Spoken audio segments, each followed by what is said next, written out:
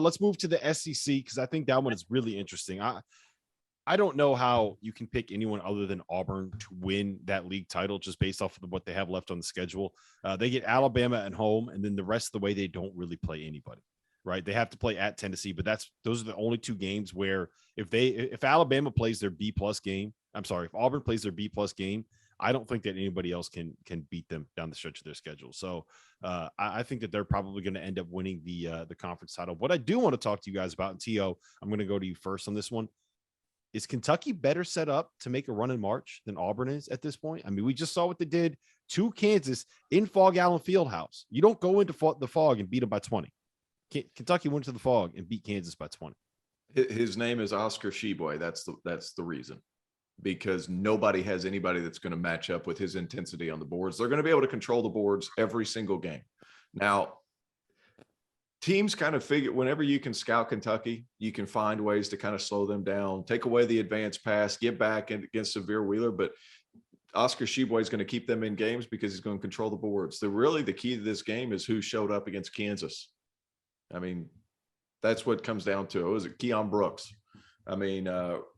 Keon Brooks. I mean, the way he played, if he's able to sustain that, we know that Ty Washington's really good. We know what Severe Wheeler is going to bring. We know what Kellen Grady is going to bring. If they're able to get those kind of games out of Keon Brooks, and that doesn't have to be 27-8, it has to be 12-10, 12-8, something of that nature, just to help solidify the interior for Kentucky. I think they can be that. And those guys, man, so much talent.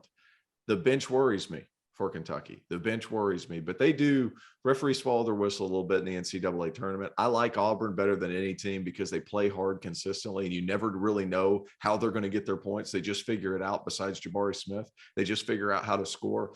I think Auburn, Final Four.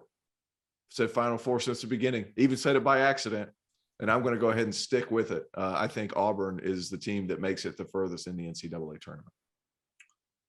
I do too. I'm not moving off Auburn. Not right now. I think the SEC could have 2 Final Four teams. Hey, they could. Look, Severe Wheeler had 8 assists on Saturday, and we've debated on this podcast about his presence. But he and Ty Washington have learned how to play with one another. They combined for 13 dishes. Oscar Tshiebwe does the work of 2 big men. That is directly from Rob Douster over the weekend, and it is an outstanding take. It is the truth. Kentucky needs someone to be able to give them that scoring burst, and it could be a different guy in their starting 5. They do not have a great bench, and that's the exact reason why I don't like them more than I like Auburn. Auburn has different guard options. They have a guy that could come off the bench in Wendell Green and could go off for them, but he doesn't need to for them to win. KD Johnson, his aggressiveness is why Auburn could make the Final Four. He gives them plays that nobody else can give a team. That's what I think of KD Johnson, guys. The energy is nonstop. Auburn's rim protection is elite. I think it's straight up disrespectful, actually, that someone says that nobody could develop a way to battle with Oscar Tshiebwe. Auburn could. Auburn's done it. Auburn's not afraid of Oscar Tshiebwe. Walker Kessler and Dylan Cardwell play the position well enough that they could hang in there. Jabari Smith is the number 1 pick in the NBA draft. And Rob said it himself. You got to have an NBA player sometimes to get it done in March Madness. Auburn's got that too. Depth in guard play, NBA talent, rim protection, and one hell of a coach. Auburn Tigers are the team in the SEC that both is the best and the most capable of making the run. Yeah, so I agree with that, but I still do think that Kentucky is set up for March. I think that they are one of the few teams that is kind of matchup proof in terms of who they're going to end up going up against. I think that the way that Kellen Grady has kind of stepped up as a shooter to space the floor, they've figured things out a little bit with Severe Wheeler.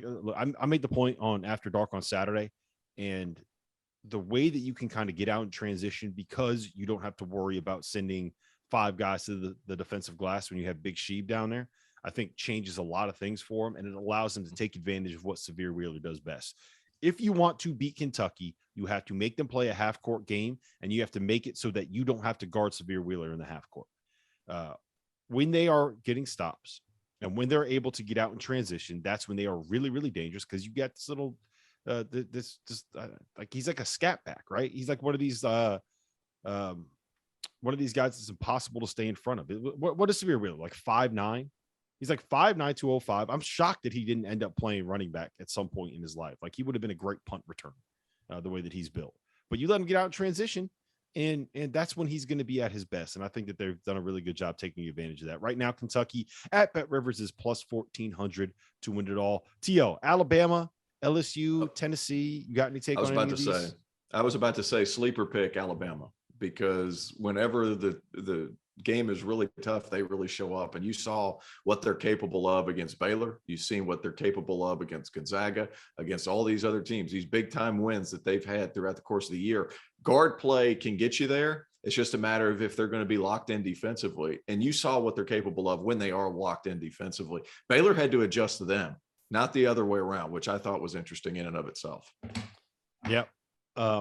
Alabama is definitely a team that can make the Final Four if they can get out of the first round of the tournament. Yeah. It's so funny, man. Like I don't think I've ever seen a team that plays to the level of competition the way that Alabama plays to the level of their competition. Speaking which of tells you they hope they get a 8-9 seed. If they get an 8-9 seed, then that first round's tough. Then that second round's even tougher, and then you're able to keep it everything's seeding, everything's matchups, but surely to God, Nate can get them focused for NCAA tournament game. But it just depends on who they play. It's the craziest thing.